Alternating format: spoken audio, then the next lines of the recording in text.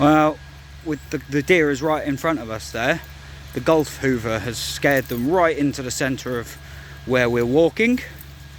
You'll be able to see it if I zoom in a little bit and can stabilise my camera well. There it is, look. It's just walking down the middle of the path that we're walking. Yeah, I'm calling it the golf hoover. The golf hoover has perturbed it out of its hiding spot. There's two of them. Oh look, the golf hoover's turned off. Might go now. Cute little thing. Right, we're gonna have to I mean, considering the situation, we're gonna have to turn round. Go on guys, back the other way. Come on.